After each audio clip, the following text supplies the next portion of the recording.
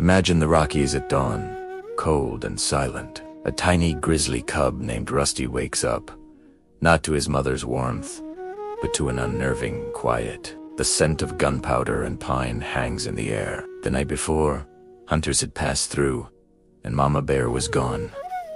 Forever.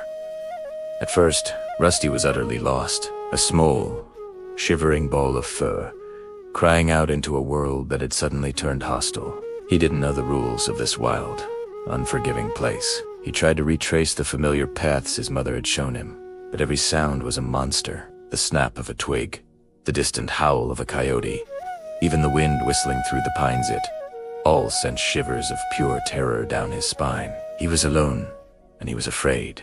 Days blurred into a desperate search for food and warmth. He was clumsy, naive. He remembered his mother effortlessly plucking fish from the river, but when he tried, the icy current just swept him downstream, leaving him sputtering and colder than before. He saw birds feasting on berries and tried to mimic them, only to find the bushes thorny and the fruit bitter. The forest, once a playground, was now a labyrinth of challenges he was completely unequipped to face. He was just a cub, a child in a world that had no pity for children. One morning, huddled by the riverbank, hungry and defeated, Rusty saw a flash of red fur.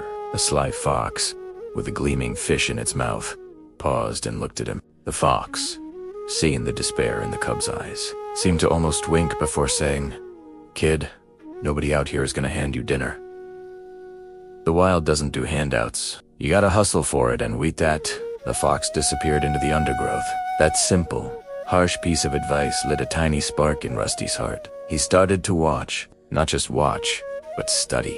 He observed how the fox used stealth and speed. He watched eagles dive with pinpoint accuracy. He saw how other creatures navigated this world, each with its own strategy for survival. He realized it wasn't about being the biggest or the strongest. It was about being the smartest, the most persistent. So, Rusty started to grind. He wasn't just surviving anymore. He was training. He practiced stalking, even if his clumsy paws snapped every twig. He chased rabbits, getting left in the dust more times than he could count. He even tried to steal a fish from an eagle's nest and got a sharp talon to the nose for his trouble. He fell into rivers, tumbled down hillsides, and got smacked around more than once. But with every failure, every scratch, every empty-bellied night, something was changing. He was toughening up. His soft pads became calloused and sure-footed. His whimpers started to deepen into a rumbling growl. The fear in his eyes was slowly being replaced by a sharp, focused glint. That lost, terrified cub was being forged into a survivor, shaped by the very wilderness that had tried to break him. He learned to read the wind, to find shelter in the storm, and to know which berries were poison and which were a feast. He wasn't just living in the wild.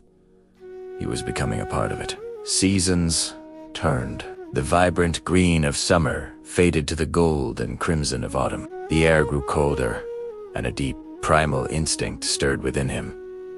Winter was coming. He knew he needed a den, a safe place to wait out the crushing snows. His mother wasn't there to dig it for him. There was no guide, no blueprint. There was only instinct, grit, and the memory of a warm, safe place. He chose a spot on a sheltered slope and began to dig. His claws, now strong and sharp, tore at the earth and rock. It was exhausting work, harder than anything he had ever done. His muscles screamed, and at times, he wanted to just collapse and give up. But the thought of the coming cold, the biting wind, pushed him forward. He dug until his paws were raw, until his den was deep and secure. Laying there in the darkness of his first self-made den, listening to the muffled sound of the snow piling up outside, a profound realization washed over him. It was a moment of pure clarity. You don't choose the wild, he thought. The wild chooses you. But if you've got heart, if you've got the will to fight back, you can own it in that moment. He wasn't just Rusty the orphan cub anymore. It was Rusty, the master of his own fate. When spring finally broke the grip of winter, a different bear emerged from that den. He was no longer a gangly, uncertain youngster. It was a full-grown grizzly, powerful and confident. His shoulders were broad, his coat was thick, and his roar echoed through the valleys, a declaration that he was here to stay. He wasn't just surviving on his patch of the Rockies, he was ruling it.